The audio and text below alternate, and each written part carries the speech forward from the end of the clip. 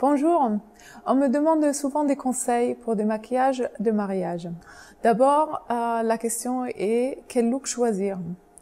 Donc, je peux seulement vous conseiller, restez vous-même. Choisissez un look qui vous représente.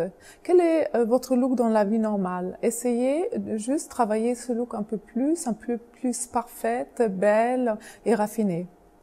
Le deuxième truc, c'est la tenue. Le jour de votre mariage, vous avez envie de vous concentrer sur vos invités.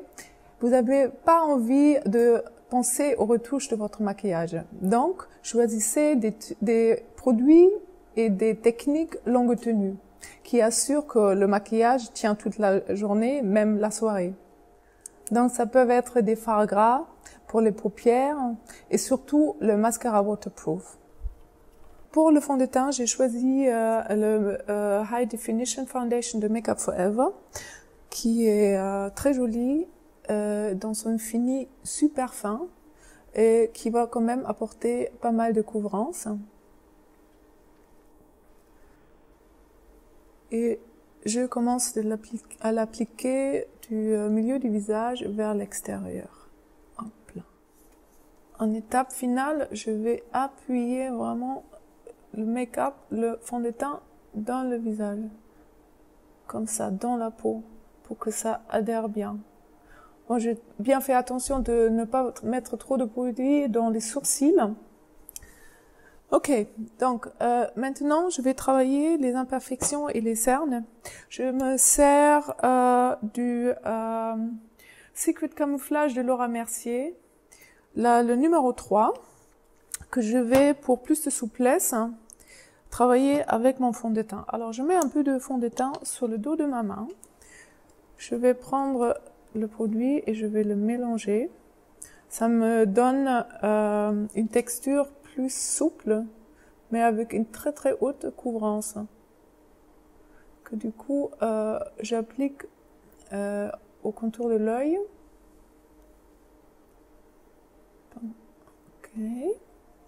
Alors exprès, je travaille avec ce pinceau-là, qui est très pointu, du coup, qui me permet de travailler avec beaucoup de précision et qui me permet d'effacer en fait les petits points rouges l'un après l'autre. Avant que je la place la poudre sur les joues, je vais quand même mettre un peu d'illuminateur. Donc, je continue avec la poudre, que je peux aussi mettre au-dessus de l'illuminateur parce que de toute manière, il va passer à travers. On va commencer à travailler les yeux. Donc, je vais commencer avec un fard crème. J'applique sur la paupière le long des cils. J'ai choisi cette couleur, c'est un brun légèrement cuivré. Donc, alors, je travaille toute la paupière mobile et regarde-moi s'il te plaît. Voilà, je vais légèrement au-delà du pli de la paupière. En fait, ce produit va sécher après un moment et après, en fait, ça bouge plus du tout. Mais pendant quelques temps, on peut le travailler et étirer, estomper. Et j'en profite. Ensuite, avec un coton-tige, si jamais nécessaire, je nettoie un peu, je travaille encore un peu les bords, comme ça. Et maintenant, de la même manière, je vais travailler en dessous de l'œil. Là, du coup, je l'applique toujours tout près des cils, mais seulement le 2/3 extérieur de l'œil. Ensuite, pour tenue maximale, on va le fixer le tout avec un fard à paupières poudre. Là, je prends ce Cat Noir de Armani, je vais prendre cette couleur-là, un marron foncé, voilà, que j'applique au-dessus.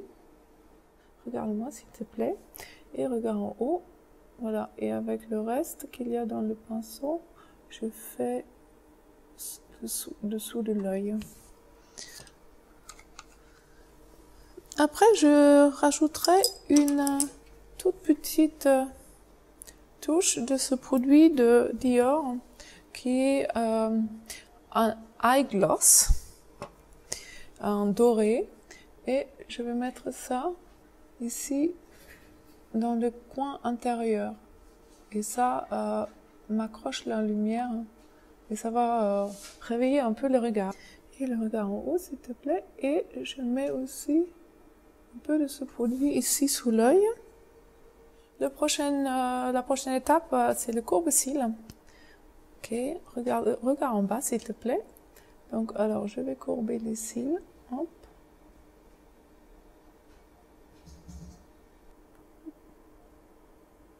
C'est juste important de choper tous les cils de la même manière pour ne pas avoir des cils qui, du coup, descendent d'un côté. Mais c'est très joli parce que ça ouvre vraiment le regard. Parce que là, du coup, on va mettre le mascara. Et là, ça va bien se voir. Et je prends un mascara waterproof. Ça, c'est de Maybelline, le Colossal Volume.